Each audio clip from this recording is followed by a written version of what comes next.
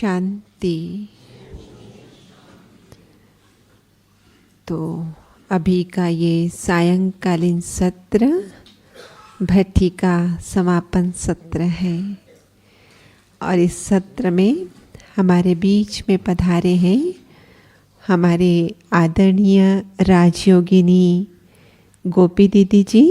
एक हाथ हिलाकर हम आपका स्वागत करते हैं, सत्कार करते हैं, अभिनंदन करते हैं। आपका लौकिक जन्म विदेश की धरनी अफ्रीका में हुआ और अलौकिक जन्म लंदन की धरनी पर। आप पिछले 40 से भी अधिक वर्षों से बाबा से जुड़े हुए हैं और 33 से भी अधिक वर्षों से बाबा के घर में समर्पित रूप से सेवाएं दे रहे हैं। आप एक इंटरनेशनल स्पीकर हैं, मोटिवेशनल स्पीकर कहें, और साथ साथ आप ट्रैवलिंग करते रहते हैं और उस ट्रैवलिंग के दौरान 25 से भी अधिक वर्षों का आपके पास अनुभव है। गवर्नमेंट प्लेटफॉर्म्स पर youth leaders, women leaders, senior officers आदि आदि स्थानों पर अपने वक्तव्य रखना, अपने जो बाबा ने हमें जीवन में आध्यात्मिक मूल्यों के प्रति अंडरलाइन कराया है, उस सारे जग को उन बातों की ओर ध्यान खिंचवाना, ये आपका मुख्य फोकस रहता है। तो अभी हम आपसे सुनेंगे मन मना भव। गीत बहुत सुंदर सुना ना, तुम बिना बाबा कहीं मन नहीं लगता, अर्थात तुम्हारे में ही लगा रहता है, हा? मन मना भव। तो उसकी गहराई को हम समझेंगे आदरणीय गोपी दीदी जी। ओम शांति।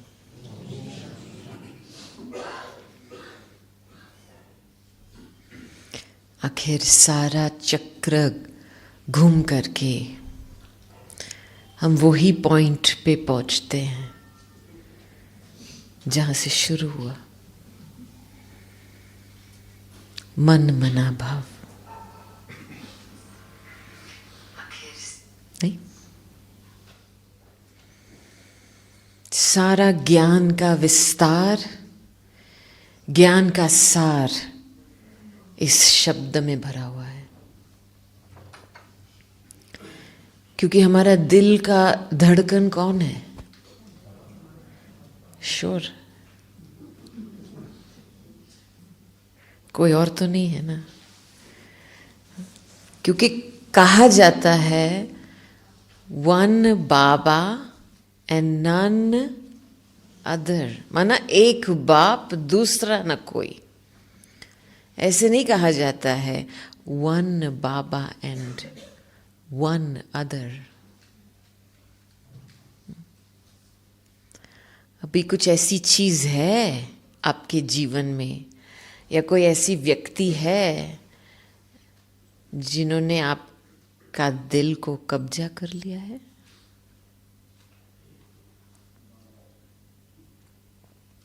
बाबा के लिए भावना तो है, फीलिंग्स तो है, लेकिन कभी कभी हम हमारी दिल कोई व्यक्ति या वस्तु को दे देते हैं,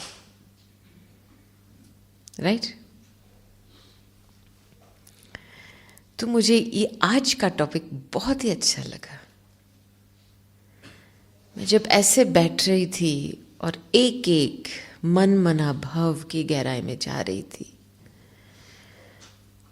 तो मुझे अंदर से ये फीलिंग आ रही थी कि देखो, एक होता है कि हम यहाँ पे बैठते हैं और हम बाबा की याद में बैठते हैं, बुद्धि का योग कनेक्ट करते हैं अभी के समय, वर्तमान समय के अनुसार, ठीक है?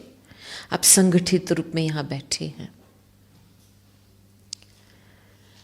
आपने अपना धंधा दौरी जो कुछ किया कि फिर अभी आते हैं, अच्छा चलो बाबा अब तो आपके पास टाइम, हमारे पास टाइम है आपके साथ बैठने के लिए वो तो फ्री बैठा है, लेकिन हमारे पास टाइम नहीं है, हम बहुत बिजी हैं। नहीं, कभी कभी मुझे लगता है सूक्ष्म वतन में बाबा बैठा है, और जब कोई बच्ची की दिल का वार्तालाप शुरू होता है ना, तो वो बच्चा बाबा के सामने प्रत्यक्ष होता है उस समय, क्योंकि दिल का आवाज़ दिल को पहुंचता है।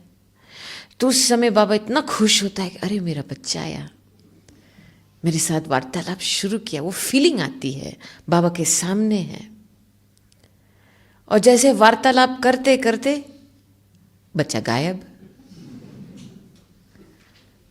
अरे अभी अभी इतनी मीठी मीठी बातें कर रहा था, कहाँ गया बच्चा? लाइन एंगेज, कुछ ऐसा उल्टा सुल्टा संकल्प आ गया, सूक्ष्म वतन से एग्जिट, डिस्ट्रैक्ट। तो मुझे बहुत हंसी लग रही थी कि देखो बाबा के साथ कैसा खेल चलता है। बाबा को भी बहुत, बेचारा बाबा, हम कहते क्या, लोनली कभी कभी फील होता है, इंतज़ार करता है, क्योंकि बाबा के लिए तो बच्चे संसार है ना। बच्चों द्वारा ही नया युग की स्थापना करनी है, तो बच्चे हाजिर नहीं रहेंगे तो बाबा कैसे अपना काम कराएंगा।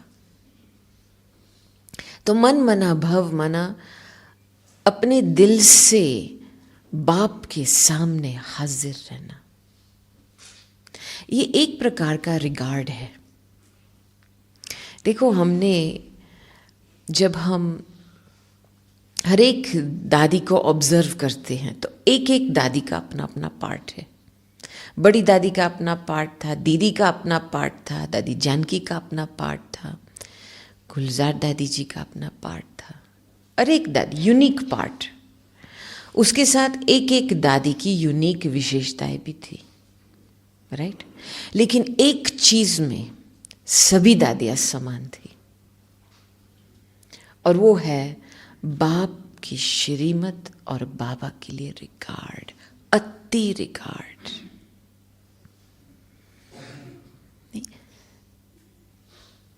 हम अभी थोड़े समय में मन मना भव की गहराई में जाएंगे, लेकिन मन मना भव की प्रैक्टिकल निशानियां क्या होती है लाइफ में, वो हमको इन दादियों द्वारा दिखाई देती थी। जो कुछ करना है, समझो दादी को गोली खानी थी तो ऐसे वैसे बस पानी गोली डाल दिया, ऐसे नहीं, एक एक गोली को लेकर के फिर थोड़ा पानी, फिर दूसरी गोली, आराम से, कोई जल्दीबाजी नहीं है। और फिर जब चाय लेके आएंगे तो चाय भी कप में या सॉसर में, आराम से धीरे धीरे, ऐसे नहीं कि जल्दी करें। और फिर चाय के बाद जब हाथ में मुरली उठाएंगे तभी नो डिस्टर्बेंस, 100% ध्यान उस वाणी पे। और जैसे इन लोगों का ध्यान डूब जाता था बाबा की वाणी में। कल हम भाई साहब के साथ बैठे थे, निर्वैर भाई के साथ, और हंसी में सुना रहे थे कि जब वो बड़ी दादी के पास जाते थे, वो दुनिया के समाचार को लेकर के, दादी ये न्यूज़ आया, ये न्यूज़ आया, ये न्यूज़ आया, हाँ, तो दादी ऐसे दी थी, अच्छा, फिर इसको यहाँ रखती थी और मुरली हाथ में उठाती थी। और अब देखेंगे ये एक खूबी सभी दादियाँ में है, मुरली सदा नज़दीक होती है उनकी। अभी हम एक हाथ में मुरली, दूसरे कप में चाय, दूसरे हाथ में चाय का कप, जैसे कुछ साधारण, बस सब्जी काटते हैं, मुरली सुनते हैं, लेटे हुए सुनते हैं। अभी तो कोविड के समय काफ़ी डिसिप्लिन भी हल्का हो गया, राइट। अभी थोड़ा स्क्रू टाइट करना है, क्योंकि रिगार्ड माना किसी के सामने सदा ध्यान से रहना। एक होता है वर्तमान समय का कनेक्शन, जो हम अभी यहाँ बैठ करके कनेक्ट होते। दूसरा होता है कि एक अनादि संबंध, कनेक्शन की महसूसता, जिसके आधार से हम कर्म योगी बनते। यहां भी उठ करके बाबा भूलता नहीं है। क्यों? क्योंकि वो ही है कल्प पहले वाला फिर से आया है, फिर से मुझे चुना है, फिर से नई युग बना रहा है, वो ही है। और वो भी हम है, हम सो हम। वो जो कल्प पहले की स्मृति जागृत होती है, अरे यही है, आया है। तो जैसे हमारी याद एक सेकंड की नहीं होती है, टाइम बाउंड नहीं होता है याद। बस अमृत वेले के समय उठो, 7 से 7:30 बजे का ही होगा, 4 से 4:45 बजे का ही होगा, ऐसे नहीं होता है। अनादि रिलेशनशिप याद होती है ना, तो अंदर से ये बात जरूर गूंजती रहती है, वही है जो फिर से आया है।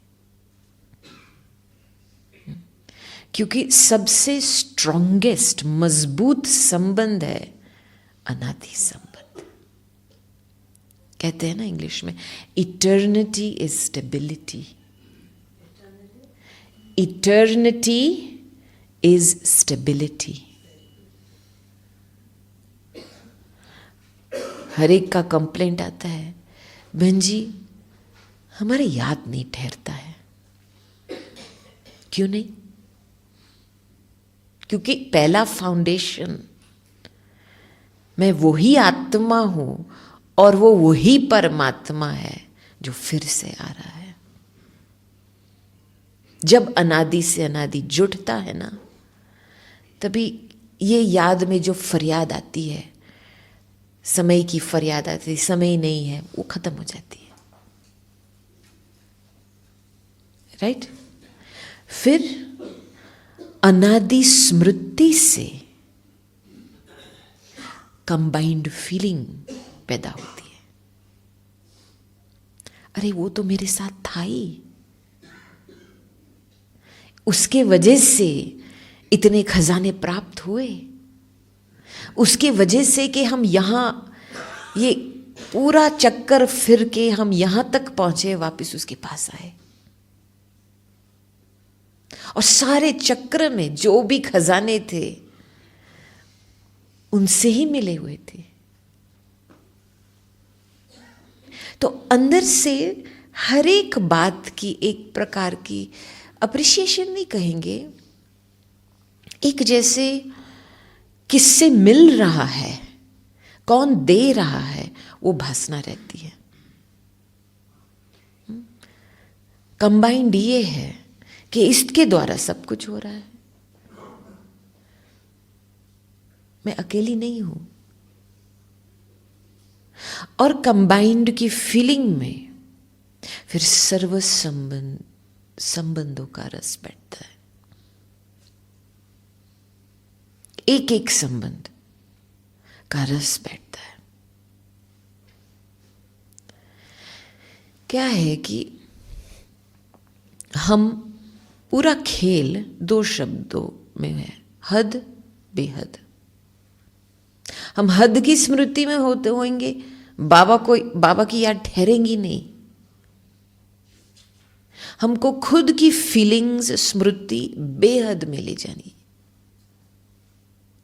और बेहद फीलिंग्स में रह करके बाबा की याद तो बनी रहती है उस समय, क्योंकि बाबा हद में थोड़ी है, बाबा बेहद में है। लेकिन हमारा अभ्यास नहीं है हद हमारी फीलिंग्स का परिवर्तन करना। ज्यादातर आप देखेंगे दिन में आपके फीलिंग्स हद में होते हैं, राइट? और उस फीलिंग्स के क्या कहेंगे, उस फीलिंग्स के जेल में बैठ करके हम कहते हैं छुड़ाओ छुड़ाओ हमको। अरे पहले उस फीलिंग्स का परिवर्तन, मैं संकल्प की बात नहीं करती हूं यहां पे। देखो जब बेबी जन्म लेता है, उसके दिमाग में कोई संकल्प तो नहीं चलता है, चलता है क्या? ये इतनी जैसे प्योर भावना में आती है, अवतरित होती है इस दुनिया में, और उसके अंदर पूरा विश्वास है कि मुझे प्यार मिलेगा। बेबी कोई संशय लेकर के तो जन्म नहीं लेती है, और सचमुच एक छोटा बच्चा एक परिवार का प्यार खींचता है, जैसे परिवार का प्यार का अधिकारी बनता है। तो वैसे ही जब हम खुद को वो आत्मा, अनादि आत्मा, मैं बाबा की बेबी हूं, वो समझेंगे ना, तो ऑटोमेटिकली वो प्यार के अधिकारी बन जाएंगे। प्यार में कोई संशय नहीं होता है। यही है, यही मेरी माँ है, बाप है, बहन है, फ्रेंड है, ब्रदर है, सदगुरु है, टीचर है, बच्चा भी है। और ये इतना मीठा, इतनी मिठास आती है सर्व संबंधों का रस से कि जैसे सदा के लिए एक रमणीकता महसूस करते हैं लाइफ में। नहीं, जब वैरायटी संबंध होते हैं तो रमणीकता महसूस करते हैं ना। हाँ, बस एक ही संबंध होता है तो थोड़े समय के लिए बोर भी हो जाते हैं। नहीं, सारा टाइम घर में बैठो, मम्मी के साथ बैठो, बोर हो जाएंगे। जाओ बाहर फ्रेंड्स के साथ खेलो, एंजॉय करो। वैसे ही बाबा के साथ सर्व संबंधों का रस से बहुत जैसे एंटरटेनमेंट की फीलिंग आती है लाइफ में। हाँ, ये जरूर देखना है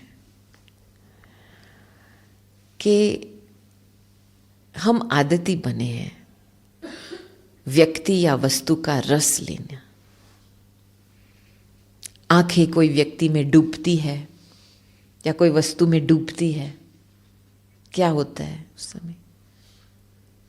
ध्यान वहां चला जाता है, हम रस वहां ले लेते, उससे ले लेते, फिर बुद्धि चंचल होती है, मन भी चंचल होता है। बस उसके साथ खेलूं, हाँ, उस चीज के साथ खेलूं, उसके साथ बात करो, वो सारे अंदर से आते हैं। हम खुद ही जब वो रग जुटती है ना कुछ लिमिटेड चीज के साथ, तो मन में हलचल पैदा होती है, वो फिर मन मनाभव की स्थिति गायब। इसीलिए एक बारी हमने बड़ी दादी को पूछा था, बाबा आपको क्यों इतना प्यार करता है? तो बड़ी दादी ने ये जवाब दिया, क्योंकि दादी की आंखें कभी कोई व्यक्ति या वस्तु में डूबी नहीं है, केवल एक बाप, दूसरा न कोई। तो मन मना भव को एक मंत्र के रूप में, एक यंत्र बनाना है जिसके आधार से हम माया जीत भी बन सकते हैं। तो ये जरूर याद रखना है, एक बाप, दूसरा न कोई। फर्स्ट प्रिंसिपल, फर्स्ट स्टेप मन मनाभव स्थिति की। दूसरा, बाबा कहते हैं ना, वन स्ट्रेंथ और वन सपोर्ट, माना एक बल, एक भरोसा। ऐसे नहीं कहते हैं एक बल अनेक भरोसा।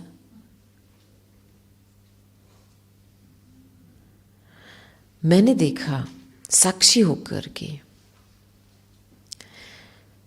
दादियों में देखा है, ये ऑब्जर्व किया है कि उनका 110% विश्वास है बाबा में कि बाबा उनकी हर एक जो भी नीड है, चाहे physical need, emotional need, spiritual need, mental need, वो बाबा अवश्य ही भरपूर करेगा।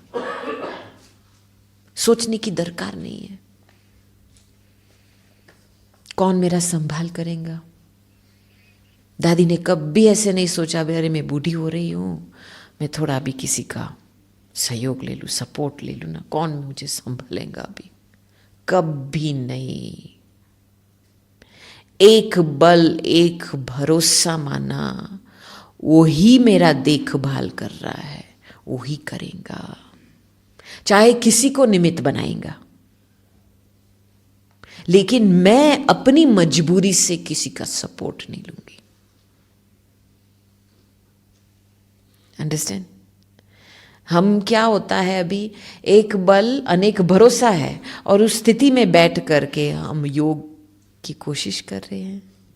जैसे यहां चेन्स लगे हुए हैं तो स्मृति कैसे उपराम चली जाएंगी? इम्पॉसिबल। तो दूसरा प्रिंसिपल है एक बल एक भरोसा। सचमुच देखो, आप यज्ञ के शुरुआत में मन तन धन 3 चीजें बाबा ने और जो आदि रतन थे उन्होंने बिल्कुल स्वाहा किया यज्ञ को रचने के लिए, यज्ञ की सस्टेनेंस के लिए। और फिर जब सेवा की वृद्धि हुई तब मन वचन कर्म से सेवा, पूर्ण रूप से सेवा के फील्ड में लगाया। और अभी का समय एक समय बर्बाद नहीं होना चाहिए, श्वास और संकल्प सफल होने चाहिए। अभी और ही सूक्ष्म है। तो देखो अपने लाइफ में जहां पे प्यार होता है ना, वेस्टेज खत्म हो जाती है। अब देखो, कुछ भी चीज आप प्यार से करेंगे ना, दिल से करेंगे ना, उसमें सफलता हुई पड़ी है। कुछ चीज आधा दिल से करेंगे, रिजल्ट भी ऐसा मिलेगा, लंबे टाइम लगेगा, कभी कभी विजय प्राप्त होती है, कभी कभी हार जाती है। तो बाबा से प्यार रखना मना, समय निष्फल न हो, संकल्प का धार बाबा और बाबा की श्रीमत के साथ जुड़ी हुई है, और हर एक श्वास में शांति, ओम शांति का मंत्र चलता है। जहां प्यार होता है ना, 0 वेस्टेज, ये है प्यार की निशानी। जहां प्यार होता है, जिसके साथ प्यार होता है, वो समान बनने की भावना पैदा होती है। तब चेक करो, क्या आप बस आराम से बैठे हो और देख रहे हो दूर से बाबा को? हाँ, आपसे बीच बीच में अच्छा अनुभव मिलता है बाबा, लेकिन मेरी अपनी लाइफ है ना, I am living my own life. फिर आपकी जब जरूरत होगी ना, तब आऊंगी आपके पास। थैंक यू बाबा, तब मुझे उस समय ब्लेसिंग देना। ऐसा संबंध चाहिए क्या? ऐसा संबंध चाहिए क्या? नहीं। दैट्स वाई कौन मिला है और क्या सौदा करना है, एक डिसीजन है। देखो, आप जब कोई भी व्यक्ति, चलो भारत में तो अभी वो रवाज बदल रहा है अरेंज्ड मैरिजेस का, लेकिन विदेश में तो कोई अरेंज्ड मैरिज करता ही नहीं है। ठीक है, वो अपने पार्टनर को चूज करते हैं, सोच समझ के चूज करते हैं। अभी तो ये फैशन है कि 2-3 साल रहो उसके साथ, फिर वो संबंध चलता है, फिर शादी करो। तो एक डिसीजन है कि ये कौन आया है मेरे जीवन में, और जिसके साथ आप शादी करते हो उसके साथ सब कुछ शेयर करना पड़ता है, खाना पीना, बैंक अकाउंट, रहना, सब कुछ। कोई एक चीज भी जैसे आप छिपा नहीं सकते हैं अपने पार्टनर से, तो बाबा से क्यों छिपाते हो?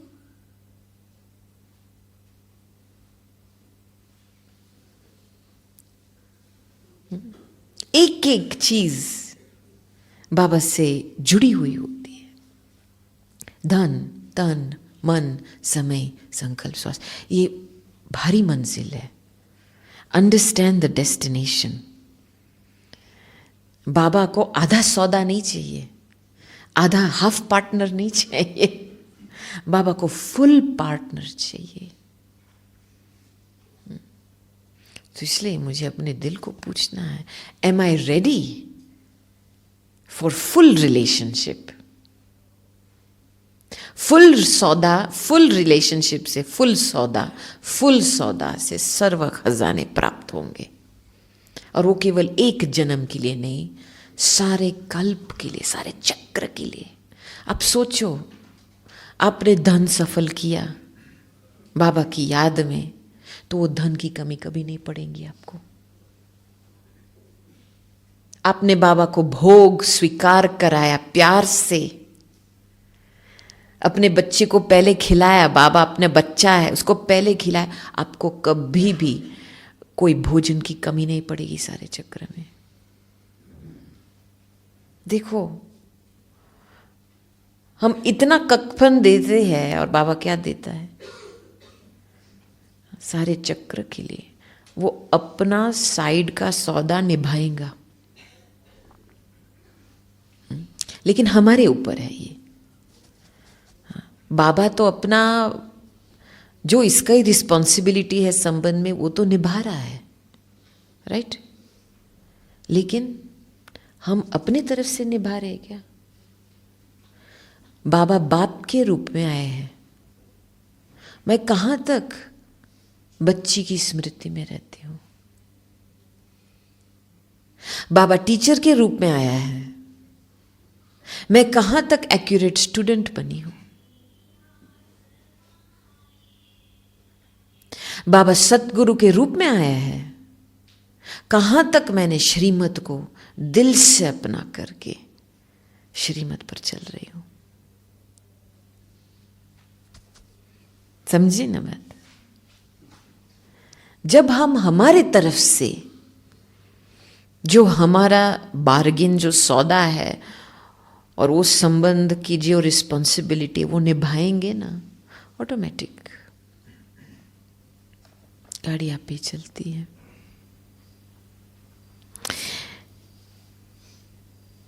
देखो, एक दूसरी बात, हम जब दादी के पास जाते थे, और ये भी संबंध संपर्क में आने की बात, मन मना भव क्या है, कौन सा रूप लेता है संबंध संपर्क में? सबसे बड़ा टेस्ट पेपर आता है रिलेशनशिप्स में, मानेंगे ना, हमारे संबंध द्वारा। क्यों? हर एक की अपनी अपनी एक्सपेक्टेशन होती है, खास करके लौकिक परिवार में या जो नज़दीक वाले होते हैं, ज़्यादातर एक्सपेक्टेशन रहता है। और जब एक्सपेक्टेशन होता है तो मिसअंडरस्टैंडिंग भी होती है, नहीं तो वो प्यार का लेन देन नहीं होता है, क्योंकि समझ नहीं है। आपने अपना एक्सपेक्टेशन डाला इसके ऊपर, माना आपने उसकी भावना है वो समझी नहीं है। तो जब भी हम दादी के पास कभी कभी जाते थे, कुछ ना कुछ सेवा में तो होता है। कितने भिन्न भिन्न वैरायटी संस्कार स्वभाव वाले बैठे हैं। तो एक बारी मुझे याद है, कोई भाई मेरे साथ कुछ प्रोग्राम में था, तो जो उसका पार्ट था वो नहीं निभा रहा था, और जो मैंने सोचा था कि उसको जो करना है वो नहीं कर रहा था। मैंने सोचा, मैंने विश्वास रखा, लेकिन जितना तक उस कार्य को कंप्लीट करना था उतना तक तो नहीं किया उसने। तो मैं दादी के पास गई, थोड़ा सा मैंने ऐसे वैसे कंप्लेंट नहीं किया, लेकिन मैंने बोला, दादी ये ऐसा क्यों करता है? उसको ड्यूटी दी गई थी, रोल दी गया था, सब कुछ सपोर्ट भी दिया, फिर भी नहीं किया। ये ऐसा क्यों करता है? एक्सपेक्टेशन के बोल ऐसे होते हैं, ये समझ लो। ये ऐसा क्यों करता है? तो फिर दादी ने बहुत प्यार से समझा, आपने इसकी भावना को समझा? जैसे दादी ने जवाब दिया दूसरे एंट्री पॉइंट से, मेरा प्रश्न का जवाब नहीं दिया, क्योंकि इसका जवाब है ही नहीं। एक्सपेक्टेशन का प्रश्न का जवाब है ही नहीं। तो फिर जब हमारी वार्तालाप शुरू हुई, मैंने फिर सोच चलाया, इसकी भावना है क्या? तो मैंने एक नोटबुक में मैंने लिखा, क्या इसकी भावना है? और दादी ने ये बात भी बताई कि जो जिसकी भावना है वो ही उस कार्य के लिए निमित्त बनता है। भावना और सेवा में निमित्त बनना बहुत डीप कनेक्शन है। तो हर एक जो सेवा के फील्ड में है वो अपनी भावना के आधार से कर रहे हैं ना। तो आप वो भावना समझेंगे तो फिर आपको वैल्यू रहेंगी ना कि इसका पार्ट क्या है, बाबा कैसे इसको यूज कर रहा है। आपको फिर गॉड्स प्लान दिखाई देगा कि कितनी वैरायटी आत्मा से वैरायटी काम करा रहा है। ऐसे नहीं कि ये व्यक्ति मेरे जैसा काम करे। कोई दूसरी बहन थी सेंटर में, तो कोई माता थी किचन में जो थोड़ा तेज बोलने वाली माता थी, तो इसका कंप्लेंट बहुत निकलता था। तो दादी ने साफ जवाब दिया, जो वो कर रही है वो आप कर सकते हो। सभी चुप। माना हर एक का अपना अपना पार्ट है, अपना भावना है, भावना के आधार से कुछ न कुछ सेवा में निमित्त बनते हैं। वो उनकी पार्ट उनकी कैपेसिटी अनुसार कर रहे हैं। बाबा ने स्वीकार किया तो हम क्या है प्रश्न उठाने वाले बीच में। तो मुझे ये बात बहुत अच्छी लगी कि जब मन मना भव की एक सूक्ष्म स्टेज होती है ना, तो आपको हर एक की भावना समझ में आती है। जैसे कहते हैं ना, माइंड की फीलिंग्स, माइंड की भावना क्या है वो समझ में आती है। और जब उस व्यक्ति को वो फीलिंग आती है, हाँ आपने मेरी बात समझी, ऑटोमेटिक प्यार जुड़ता है। जो बाबा ने आपको दिया है वो उस आत्मा तक पहुंचता है, क्योंकि आपने समझ का ब्रिज बनाया है। राइट है ना? समझ रहे हो ना ये बात? ये थोड़ी सूक्ष्म बात है। जब तक आपने किसी की भावना समझी नहीं है ना, ये प्यार यहां तक रहेगा, आएगा यहां तक रहेगा, यहां तक नहीं जाएगा। और फिर यहां से कंप्लेंट आएंगी। कंप्लेंट क्यों आती है? हमारी संस्कार स्वभाव के कारण नहीं। कंप्लेंट ब्राह्मणों के बीच में इसीलिए आती है क्योंकि इसके पीछे एक ही है कि जो आपको बाबा से मिल रहा है वो मुझे नहीं मिल रहा है ना? एक दोनों के सहयोगी बनना माना समझना एक दोनों को। और जब तक हमारे अंदर सूक्ष्म स्थिति नहीं है तो कैसे औरों के सूक्ष्म भाव, सूक्ष्म फीलिंग्स को समझेंगे? हम बस उनका बाहर का ही रूप देखते रहेंगे। इसका ये स्वभाव है, ये संस्कार है, वो ऐसा है वैसा है। गए काम के। नहीं ज्ञान यूज होता है, नहीं योग की शक्ति, नहीं योग युक्त बन सकते हैं। तो फिर सेवा में कैसे सफलता आएंगी? लोगों को स्नेह की शक्ति से, जैसे आज बाबा ने बताया, कितना वंडरफुल ब्लेसिंग था। त्याग की शक्ति से, स्नेह की शक्ति से सभी को सहयोगी बनाना है। राइट? वो तब होगा जब मन मना भव की अवस्था में रहेंगे। और सचमुच मन मना भव एक प्रैक्टिस नहीं है, एक रियलाइजेशन है कि वो फिर से आया है, मेरा है, वो मेरा है। देखो, हमने हर एक दादी को पूछा है, बाबा आपको क्यों इतना प्यार करता है? बड़ी दादी का जवाब तो दे दिया। बड़ी दादी की आंखें कभी कोई व्यक्ति या वस्तु में डूबी नहीं है। फिर मैंने गुलजार दादी को प्रश्न पूछा, बाबा आपको क्यों इतना प्यार करता है? तो दादी ने ये जवाब दिया, क्योंकि बाप मेरे संस्कार में है और बाप मेरा संसार है। कितना एक्यूरेट जवाब दिया, नहीं? फिर दादी जानकी को पूछा ये प्रश्न, तो दादी ने बोला कि एक एक बाबा के जो डायरेक्शन थे मुरली में, दादी ने एक एक डायरेक्शन अमल में ले आकर के उसका पूरा कंप्लीट किया है। आज्ञाकारी रही है, फरमान बरदारी रही है, ईमानदारी रही है, वफादार रही है। अभी मैं आपको पूछती हूं, बाबा आपको क्यों इतना प्यार करता है?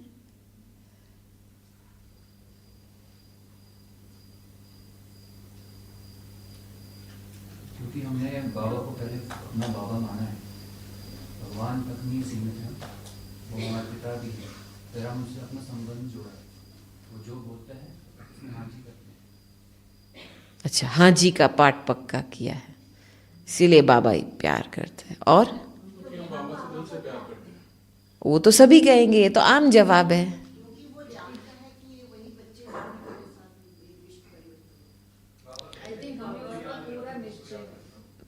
पूरा निश्चय है, ठीक है।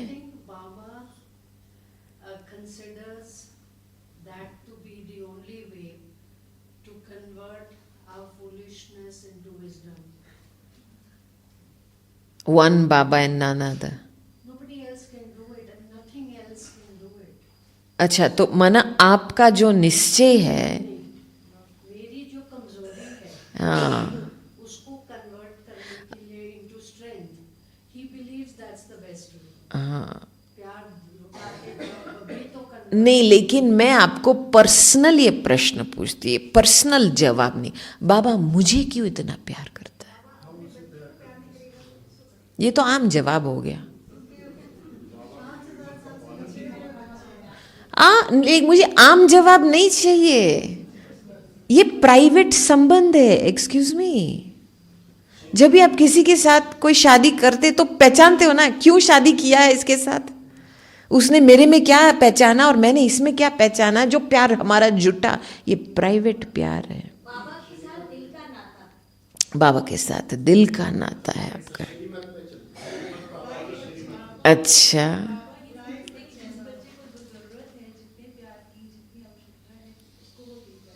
वो तो बाबा अपना काम करेगा,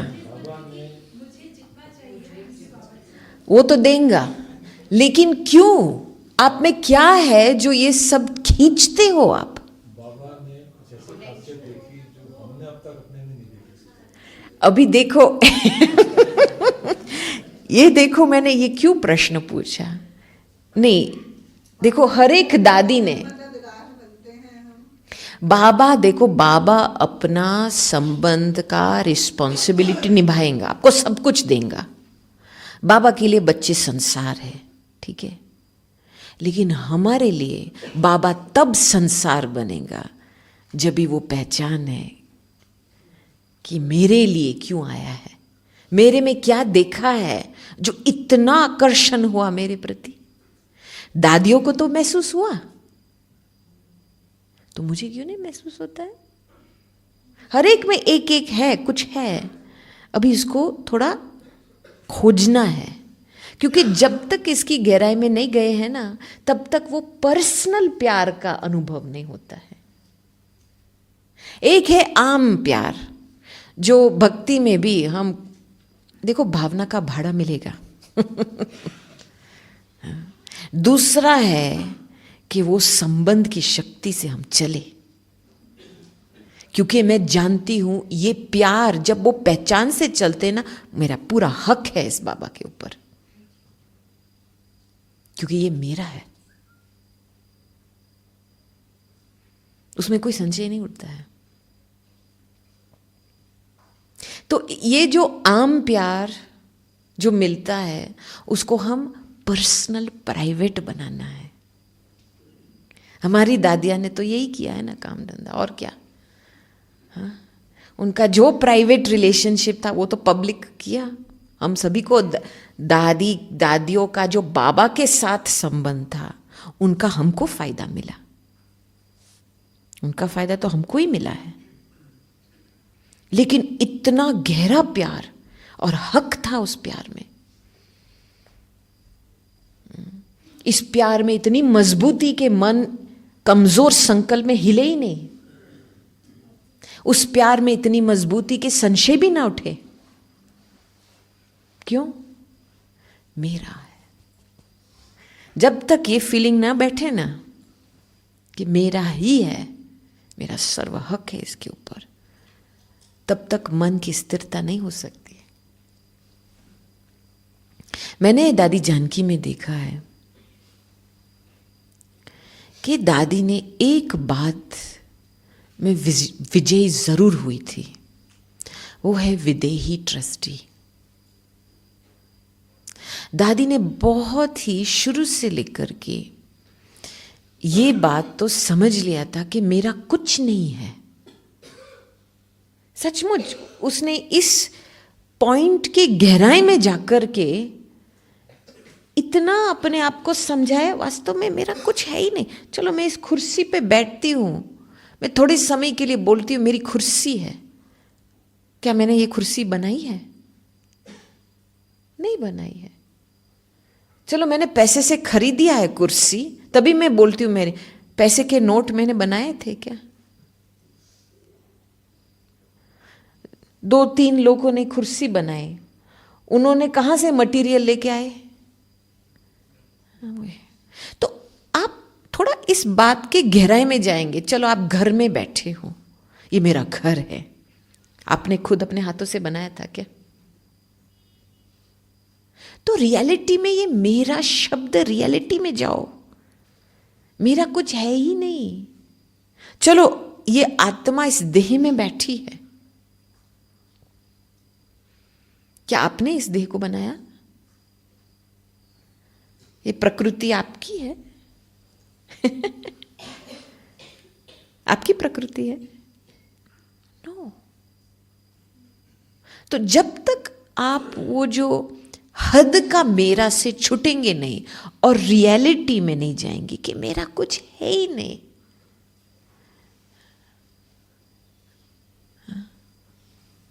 तब तक मन मनाभव नहीं हो सकता है।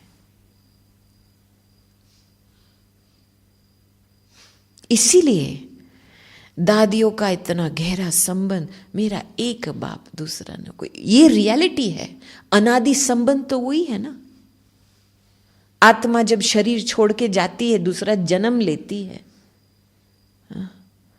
बीच में संभाल करने वाला कौन है? ऊपर वाला है, परमात्मा। आत्मा किस?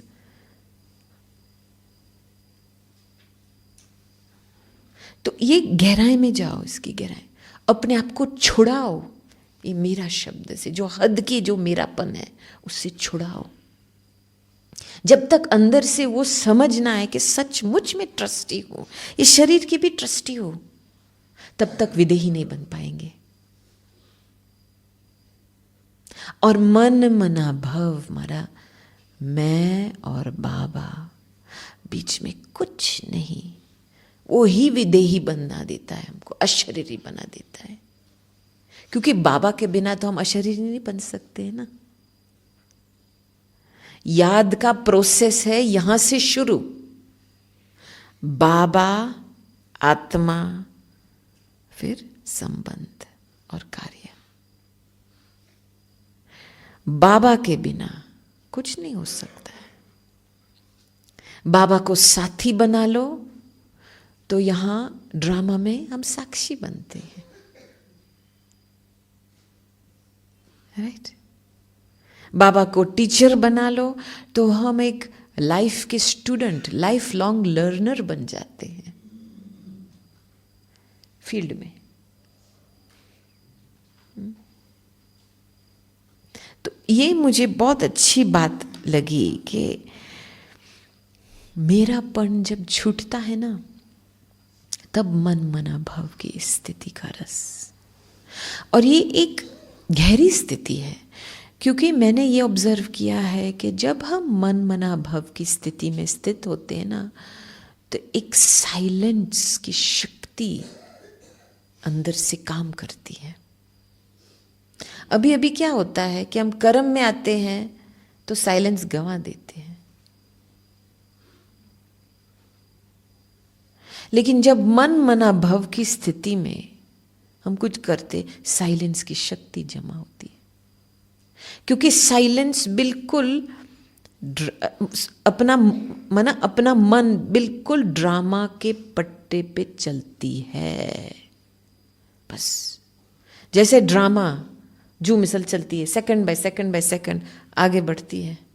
ड्रामा कभी पीछे नहीं जाती है।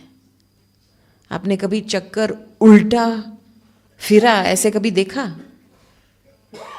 लॉ नहीं कहता है, तो वैसे ही मन है ना, वो ड्रामा के पट्टे पे चलता है। माना कोई प्रश्न उठता ही नहीं है मन में,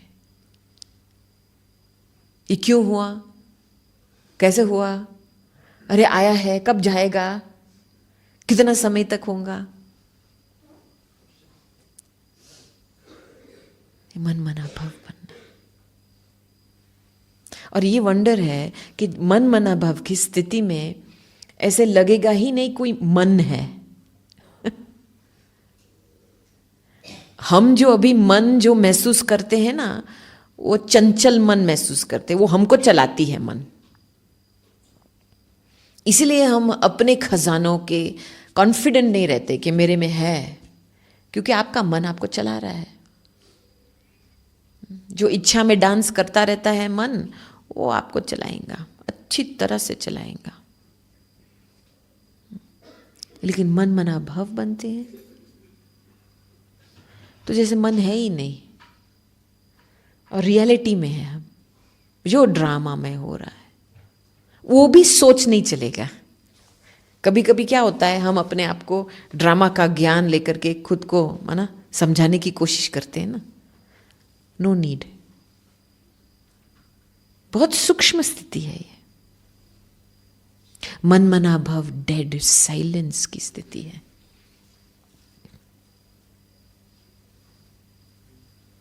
देखो, बाबा ने काफ़ी अभी 2-3 सालों से मैसेजेस द्वारा बच्चों को सावधान दिया है कि बच्चे वर्तमान समय अनुसार साइलेंस में जाओ, मनसा सेवा करो और शरीर का भी ख्याल रखो। अभी जो शरीर का ख्याल रखना माना हेल्थ कॉन्शियस नहीं बनना। बस बाबा ने बोला शरीर का ख्याल रखना, चलो एक्सरसाइज रेजिम शुरू करते हैं, चलो जिम में जाते, ये इसका मतलब नहीं है। शरीर का ध्यान क्यों रखना है? क्योंकि हर एक कर्मेंद्रियों को, अंग को शीतल बनाना है, नॉन रिएक्टिव बनाना है, ताकि मन में हलचल ना आवे। क्योंकि मन का कनेक्शन, गहरा कनेक्शन कर्मेंद्रियों के साथ है, और आपने अपने शरीर को संभाला नहीं है तो वो जो हलचल होता है वो मन पे असर आएगा ना, राइट? मुझे याद है हम रतन मोहिनी दादी के साथ टूर पे जब लंदन आए थे, तो वो सिर्फ 1.5 रोटी खाती थी, गरम गरम रोटी, लेकिन सिर्फ 1.5 रोटी।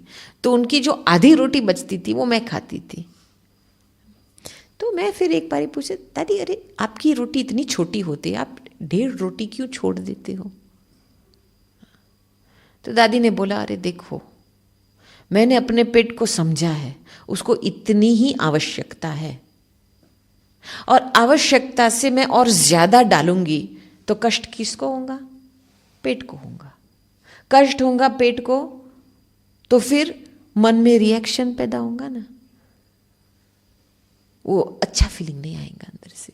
तो वो जो रिएक्शन होगा कर्मेंद्रियों का, वो मुझे ही भोगना पड़ेगा ना, तो मैं क्यों ऐसा काम करूं?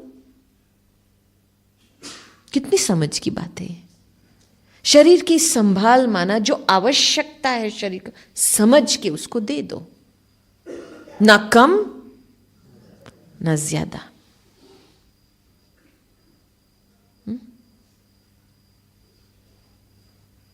तभी आप देखेंगे यू विल नॉट, जैसे अंदर में शरीर का आपको सहयोग मिलेगा। देखो, हम जब बैठते हैं यहाँ पे और मैं आपको प्रश्न पूछूं, आप एक ऐसी घड़ी याद करो जब आपने एक बहुत ही न्यारा अनुभव किया है बाबा के साथ, यूनिक एक्सपीरियंस हुआ है बाबा के साथ।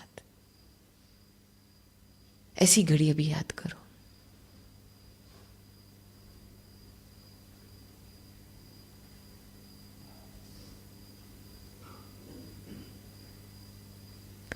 ऐसी घड़ी जब याद करते, फीलिंग्स चेंज होते हैं ना, ये मन मना भाव। फिर मैं जब आपको पूछूंगी, अच्छा बुद्धि से जो बाबा ने दिया, जो ज्ञान दिया है, कौन से ज्ञान से सबसे बड़ा परिवर्तन आया है आपके जीवन में, वो थोड़े समय के लिए सोचो।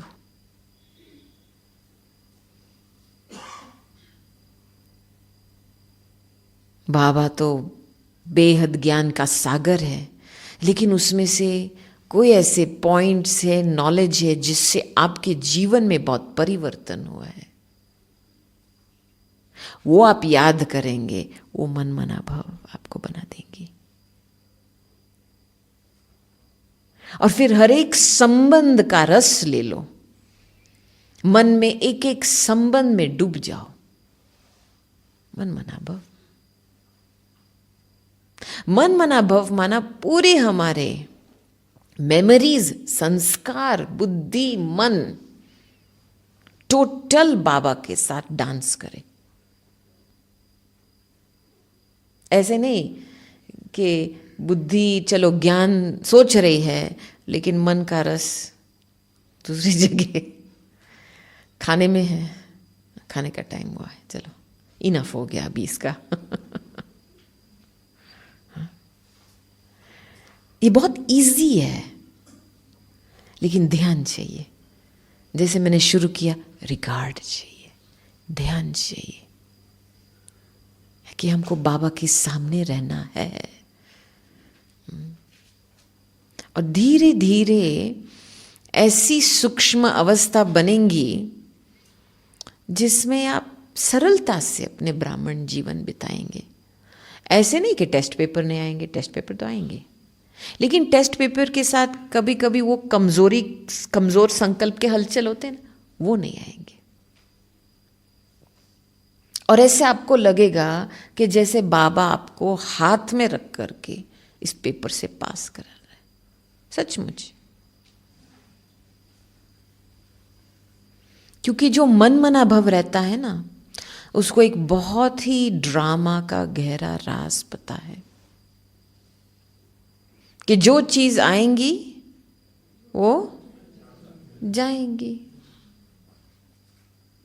हर एक की चीज की परिवर्तन घड़ी होती है। मैं बीच में क्यों संकल्प चलाऊं? पेशेंस, वेट एंड सी।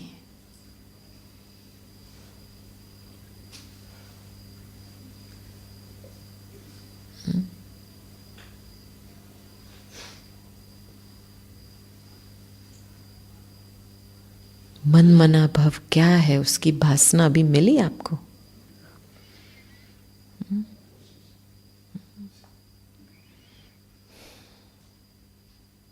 तो अभी 7 बजे हैं।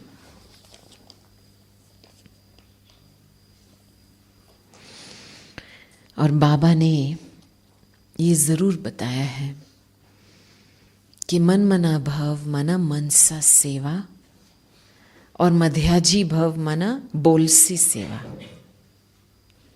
ये परिभाषा दी है बाबा ने। और मनसा सेवा तब होती है जब मैं आत्मा, मैं परमात्मा के साथ, मैं और मेरा बाबा, बस और कुछ नहीं, उस ध्यान में बिल्कुल जैसे क्या एब्जॉर्ब हो जाओ। और वो जो वाइब्रेशंस बनेंगे ना, वो वाइब्रेशंस दूर से लाइट के माफिक काम करेंगे, आप पे ही काम करेगा। मनसा सेवा माना किसी को अपने मन में प्रत्यक्ष करके वाइब्रेशन देना, ये मनसा सेवा नहीं है, ये तो हद है। मनसा सेवा माना मुझे बाबा की बेहद के वाइब्रेशंस में मर्ज होना है, लीन होना है, और वो वाइब्रेशंस जिसको चाहिए, जहां तक जरूरी है वहां तक पहुंचेंगी। तो भी आधे घंटे में हम योग करते हैं और वही स्थिति पकड़ते हैं कि मैं और मेरा बाबा, और बाकी सब संकल्प छोड़ दो। ठीक है?